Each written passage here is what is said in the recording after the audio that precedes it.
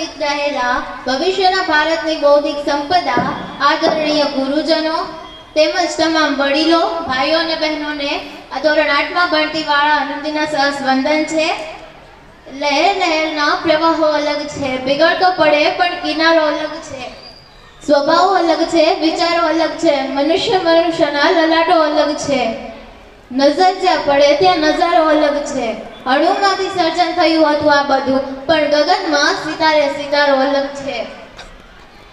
આપણા દેશ પાસે સૌથી મોટું યુવાધન છે અને યુવાધન પાસે નોલેજ પણ છે, પણ એ નોલેજ નહીં ક્યાં, કઈ જગ્યાએ અને કેવી રીતે ઉપયોગ કરવો, બસ એ જ આવડતું નથી. આપણી મેન્ટાલિટી એવા પ્રકારની છે કે આપણે દરેક વસ્તુને એક્સેપ્ટ કરી લઈએ છીએ. તેમાં શું ઇવેન્ટ થયું, તેમાં શું નવું થયું કે તેમાં શું થવાનું છે તેનો આપણે વિચાર જ નથી કરતા. આનું હું તમને એક શ્રેષ્ઠ દ્રષ્ટાંત જણાવું તો વિદેશી પ્રજાની વિચારસરણી એવા પ્રકારની છે કે જો એ કરી શકે છે તો હું પણ કરી શકું છું, જો એ કરી શકે છે તો હું પણ કરી શકું છું, અને જો નથી કરી શકતા ને એ તો હું ચોક્કસ કરીશ.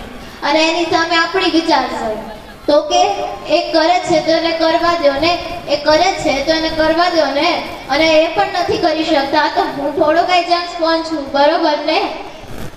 આ જ વિચારસરણીને ક્યારેક તો જુઓ બદલીને, કંઈક નવું જોશો તો કંઈક નવું દેખાશે, કંઈક નવું વિચારશો તો કંઈક નવું થશે.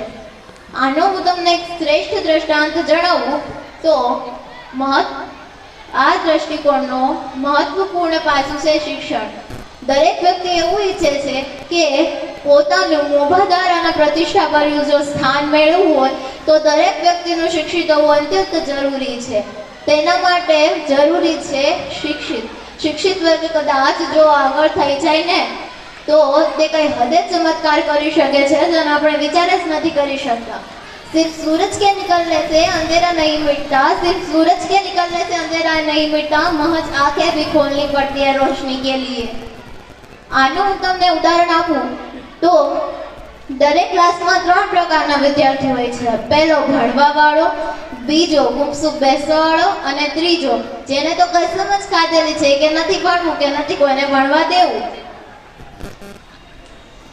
અને તેના એક્યુઝિસ કંઈક આવા પ્રકારના હોય છે કે મને નથી આવડતું કે મને નથી સમજાતું, પણ ચાલો જે નથી આવડતું તેનો પણ ઉપાય છે અને જે નથી સમજાતું તેનો પણ ઉપાય છે, પણ જે નથી કરવું તેનો તો કોઈ ઉપાય નથી. મનુષ્ય જેવું વિચારે છે એવો ઈ બને છે, મનુષ્ય જેવું વિચારે છે એવું ઈ બનેલ છે. એટલે આપણે આપણા વિચારો સારા જ રાખવા જોઈએ. દેખ ભાઈ, સોચ બડી હોની ચાહીએ વરના છોટા તો ભીમ ભી હૈ. અસ્તુ.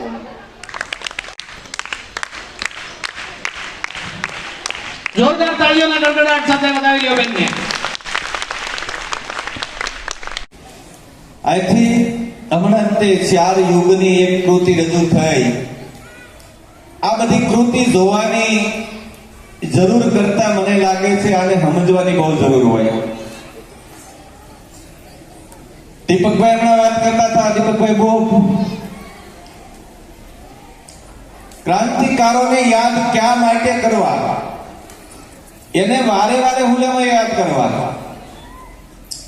કારણ દેશમાં આ દેશને આઝાદ કરવા માટે એ લોકોએ બલિદાન આપેલું છે. એ બલિદાન આપ્યું છે એટલા માટે યાદ કરવાના છે. ગામના આગેવાનોને બોલેવા યાદ કરવાના છે, જૂના આગેવાનોને જે તે વખતે અહીંયા બલિદાન આપ્યું છે એના માટે એમને યાદ કરવાના છે. એ જ રીતે આ પરંપરા હોય છે, આ પરંપરાને આપણે યાદ કરીએ. આજે એક અહીંયા છે અમારા પૂર્વ તાલુકા પંચાયતના સદસ્ય એલબી વળિયા, પણ એક જબરદસ્ત જો કોઈ અમને કાયમ માટે યાદ મને રહેતી હોય તો એ મારા મિત્ર એલસી ટાટાની જ્યારે અમે મંચ પર આવીએ તે ખરેખર એમની ખૂબ ખોટ બતાતી હોય. એને એમના ભાઈ વીસી ટાટા બેઠા, જેતુભાઈ, પોપટભાઈ, જહાભાઈ ને ઘણા બધા મંગાભાઈ જૂના આગેવાનો છે, રજુ દાદા શેઠ વ્યા ગયા, જે બિલ્ડિંગમાં બેઠા છે એને એનું લોહી પાણી એડ કર્યું છે. એ માટે આપણે સરસ મજાની બિલ્ડિંગ મળી છે. જેના હાથમાં છે સત્તા આવી, સત્તાનો ઉપયોગ માટે ગામને કઈ રીતે આપણે સરસ બનાવીએ એ માટે જે પ્રયત્ન કર્યો છે એવી આપણી સ્કૂલો છે, નિશાળો છે, દવાખાના છે, સબ સેન્ટરો છે, પાવર હાઉસ છે, જ્યાં જે જરૂર પડી એ બધી કરી છે. દીપુભાઈની એક વાત બીજી મને બહુ યાદ આવતી હતી અને બહુ ગમે. અંગ્રેજો અહીંયા કેમ રાજ કરી ગયા?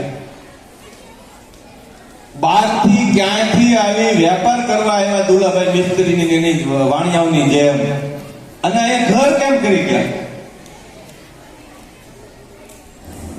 એમની કૂટનીતિ અને આપણી ફૂટલાઈ જોજો તમે. સોમનાથનું મંદિર તોડવું નાની વાત છે? બધા રાજ્યોમાં એવા જે કુટુંબ માણસો હતા એને કૂટલાઈથી ફોડતા ફોડતા બહારથી આવી અને આપણી ઉપર, આપણા શિવાલયની ઉપર હુમલો કર્યો.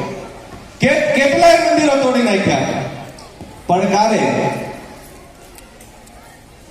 દેશમાંથી જ્યારે ગરદારો હોય, એ ગરદારો એમનું માથું નીચું કરે એટલે ઓલા એનું માથું ઉચકે અને દેશમાં આક્રમણ કરે, ભાગલા પાડો, રાજ કરોની સ્થિતિ ઊભી કરે.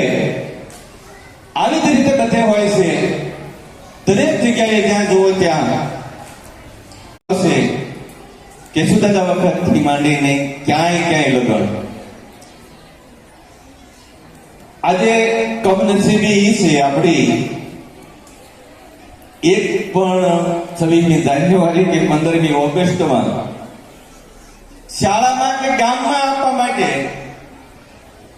દિવ્યરાજભાઈ, આજ હું તમને આગ્રહ કરું છું, ઓગણભાઈને આગ્રહ કરું છું, કારણ કે આજ દિન લગન મેં જાહેરાત કરી છે કે ગામને જે જોઈ તો 5 લાખ, 10 લાખ, 2 લાખ વનરાજભાઈ બેઠા છે. જે ગ્રાન્ટ જોઈએ, જે કામ કરવું એ કરશું. કારણ કે આજે હું જિલ્લા પંચાયતનો સદસ્ય નથી, એટલા માટે તમે અહીંયા આજ પ્રતિનિધિ તરીકે આવ્યા છો એટલે તમને એક આગ્રહપૂર્વક કહું છું કે અમારી શાળાને, અમારા ગામને, આ લોકોને જે જોવે એ માટે આપણી પાસે વ્યવસ્થા હોય તો જાહેરાત કરજો.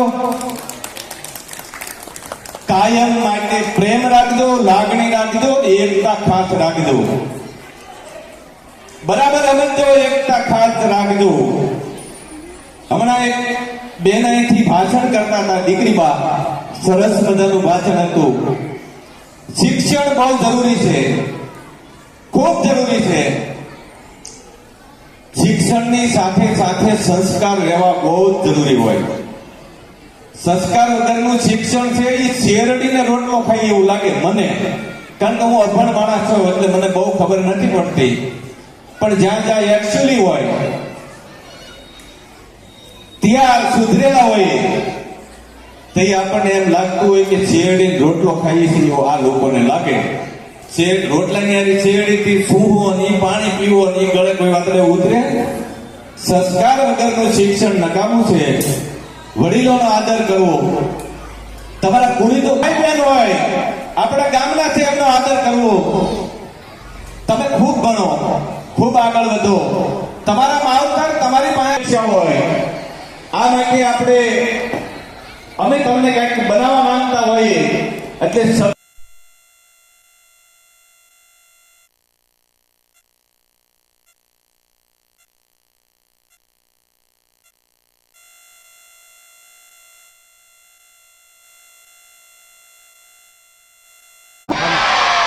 વંદે.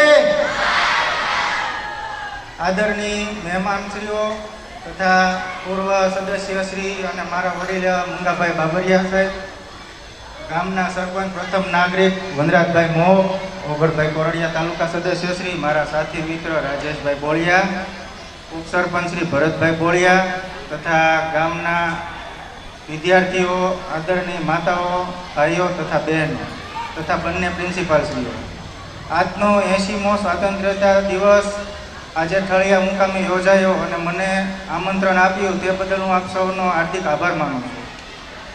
આપણા આજનો જે આ દિવસ છે એ સ્વાતંત્ર્ય સેનાનીઓએ જીવન સમર્પિત કરી દીધું છે એ દિવસ છે. આ દિવસ આપણે ઉજવવા માટે આખા દેશમાં બધા તત્પર હોય છે. આજે સવારે 7:30 દિલ્હીના કિલ્લામાં નરેન્દ્રભાઈ મોદીએ ધ્વજવંદન કર્યું અને દેશને સંદેશો આપ્યો, હર ઘર તિરંગા, ઘર ઘર તિરંગા. તો આપણે ગામના સૌની ફરજ છે, સરપંચની એકલી ફરજ નથી હોતી. તો ગામના સૌ વડીલો, ગામના સદસ્યોશ્રીઓ અને પ્રત્યેક નાગરિકની ફરજ હોય છે કે આપણું ગામ સ્વચ્છ બને, સ્વચ્છ પાણી મળે, વૃક્ષારોપણ કરીએ, સ્વચ્છ સારું શિક્ષણ મળે. અને આ બધા યુવાનો બેઠા છે, વિદ્યાર્થીઓ, તો તે દેશનું ભવિષ્ય છે. કોઈક ડૉક્ટર બનશે, કોઈક એન્જિનિયર બનશે, ગમે એ સારું દેશને કામ આવશે. તો ગામની એકતા જાળવીએ અને ગામની એકતા જાળવાશે, ગામનું નામ રોશન થશે તો દેશનું નામ રોશન થશે. અને હું જિલ્લા પંચાયતનું પ્રતિનિધિત્વ કરું છું, તો મારી ફરજ છે ગમે ત્યારે અડધી રાત્રે પણ કામ હોય તો તળાજા મારી ઓફિસમાં તમારો દરવાજો ખુલ્લો છે. અને પ્રત્યેક જે કાંઈ ગ્રાન્ટ આવશે, જે કાંઈ ગામનો વિકાસનો ફાળો હોય છે તેમાં મારી પૂરેપૂરી સહમતિ હશે અને પૂરો સહકાર હશે ગમે એ સરપંચની. અને એ તો મારી ફરજ હોય જ છે, એવું મને આગ્રહ જ હોય છે. અને ઠળિયાએ તો મને બહુ જ પ્રેમ આપ્યો છે. તો પ્રેમ આપ્યો હોય એટલે મારી પણ ફરજ બને છે કે ગામનું ગમે તે વિકાસ હોય એ વિકાસમાં હું પહેલો ઊભો રહીશ ગમે ત્યારે. અને તમે બધા મને અડધી રાત્રે પણ કહેજો, મૂંઝાતા નહીં. જેવું પ્રતિનિધિત્વ મંગાભાઈ બાબરિયાએ કર્યું છે એનાથી સવાયું કરીને માર્ગદર્શન મંગાભાઈનું લઈને હું ફરજ નિભાવીશ. અસ્તુ. ભારત માતા કી જય. જય જય ગરવી ગુજરાત. સાહેબ, ત્યારબાદ હર ઘર તિરંગા, ઘર ઘર તિરંગા, માનનીય વડાપ્રધાન નરેન્દ્રભાઈ મોદીનું સ્વપ્ન એ સાકાર થવું જોઈએ, થવું જોઈએ અને થવું જ જોઈએ. કાર્યક્રમને આગળ લઈ જતા સાનું રે છપનું, છપનું તો થાય નહીં, છાનું રે છપનું, છપનું તો થાય નહીં, જમકેના ઝાંઝર તો ઝાંઝર કહેવાય નહીં. તો પ્રસ્તુત છે ધોરણ 12 ના બહેનો ઝાંઝરિયું. ગીતના શબ્દો છે ઝાંઝરિયું. પધારો બહેનો.